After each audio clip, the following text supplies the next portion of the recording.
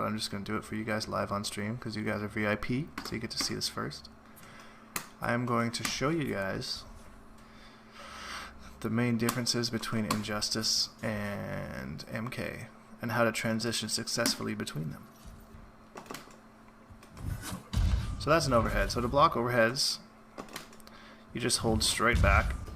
If you want to block a low attack, you hold down or down and back.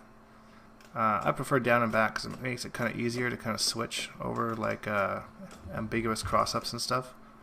So if you see, if I just hold down, then I get hit by the overhead. So I have to hold back and I can block it. That's probably the biggest thing that's going to take a lot of getting used to, and that's why I play Injustice on a stick instead of a pad. And the other reason is I want to play MK and Injustice side by side, and if I start doing back to block on my same controller I play MK with, I know I'm just going to start doing it in MK when I don't want to, and it's going to mess me up big time. So the other thing that's different about Injustice, okay, so with that back to block, you can also have like ambiguous mix-ups. So if I do this move here, you see it actually hits him on the other side. So to do back to block, he would have to block the way that we were before over here. He would have to hold forward this way, like as I'm walking, to block me doing that. Now whether these setups are going to be an Injustice 2 or not, we don't know yet. Hopefully there's nothing too stupid, because there are quite a few of them that are really dumb like that. The other thing that makes it different is the back to, let's do this, and then the area background interactables like that. MK kind of touched on that a little bit, but Injustice kind of, I noticed that's still in Injustice too. You kind of use the interactable button to push them into the background, and then you can kind of combo off it too.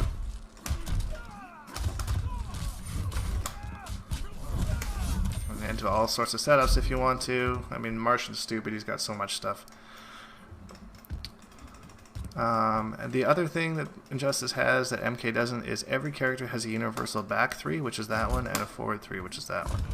The forward 3 is traditionally an overhead. I believe every character's forward 3 is an overhead. Every character's back 3 does either a wall bounce or a stage transition. So let's take him off of block. So if I'm in the middle of the stage, you do a wall bounce and he bounces back for more, so you can continue the combo. And every character has one. Like if I go, let's go practice options, control player 2, Sinestro has the same thing, just a different animation. And then of course his forward 3 is an overhead as well. Most of these are plus on block, so if you block them you kind of have to respect the follow-up, especially the forward 3. The back 3 not so much. Some of them are, like Martian Manhunter's is, but... And then that kind of brings me to the next spot, which is the trait. That's not what I meant to do. So every character has a different trait, and it's kind of like variation system. It varies, they have different tools that they can do. So for Sinestro's, you see he's got those 3 little bars right by his meters. So if we hold the trait button, which is B, or circle, builds that up, and then he gets his little brain. And the brain acts like kind of like how Puggles does, or Jade, my bat, where you can just shoot it, and for each bar you have, you get 3 of them. So 1, 2, 3, and it's gone. And then he has to build it up again, and he can cancel it. He can build half a bar at a time. He can build a full bar at a time. Like I said, this is all going to change for Injustice 2, but I'm just kind of showing you a little bit about how the trait system works. So, you know, once you get that out, you can combo like that, and then back into it again. So that's a pretty interesting thing. And then Martian's, of course, as he gains extra limbs, more reach. So this is his move, his standing 3, this is a little flip. You do the trait, way more reach, and then you see the hand goes back. So this is his back 2 right here, which is an overhead. It's actually an overhead starter. And as soon as the trait comes back, it extends, boom, boom, boom, boom, more reach, allowing them to combo from farther away. And another thing is this string here, it goes high, mid, overhead.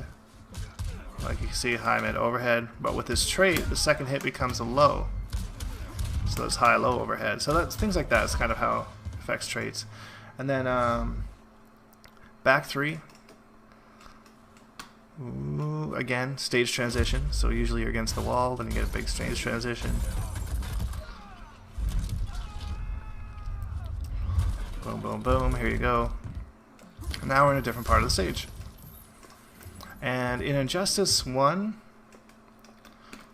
you can all the interactables are unblockable, but in Injustice 2, they have confirmed that they are indeed blockable.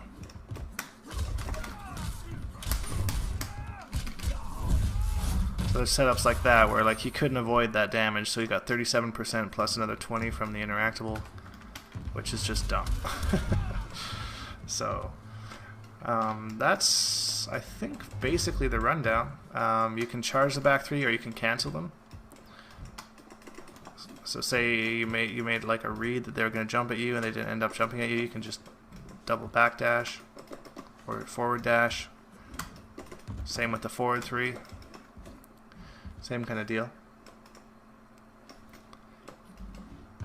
And yeah, that's it. I mean, for this Injustice, I mean, there's dashing. There's no real run. There's no run button or anything.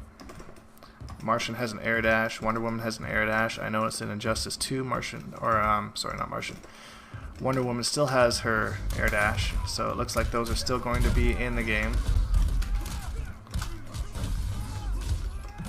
So be prepared for that.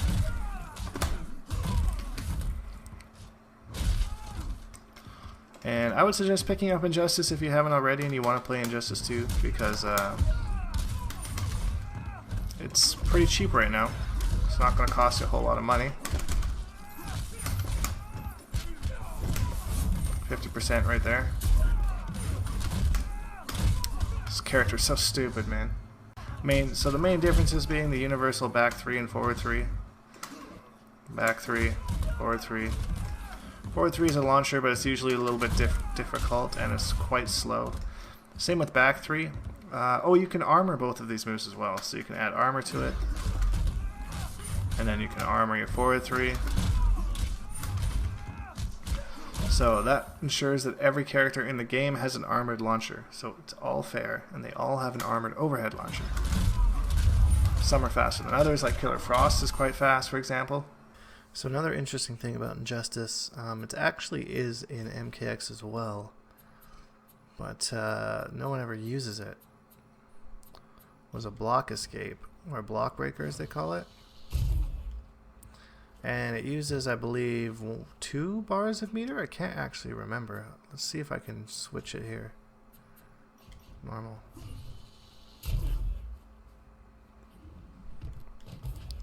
Well, apparently it uses none. Okay.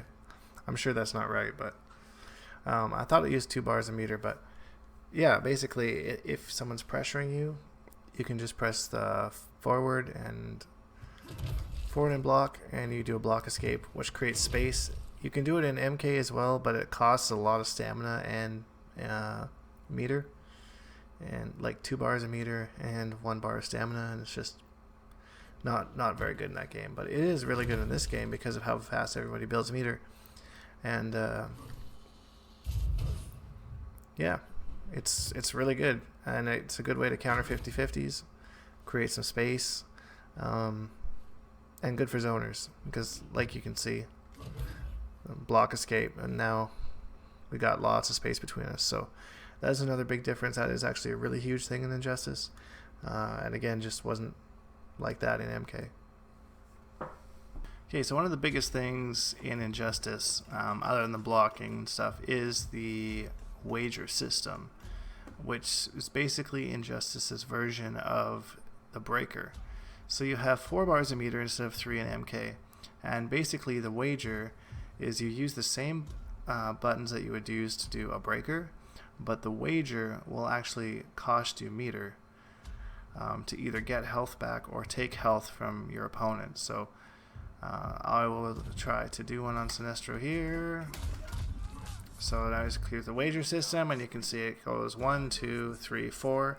depending on how many bars of meter you want to wager.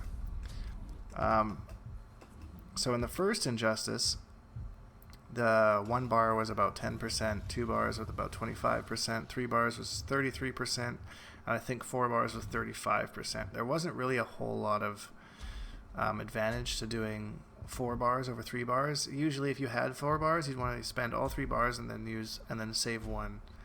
And I suggest that strategy for Injustice 2. Just, you have a bar meter to work with, especially if you have to wager. Now you can only wager whether you're on your second health bar. So you see here, there's 2 health bars here. So you have the gray health bar and then the red health bar.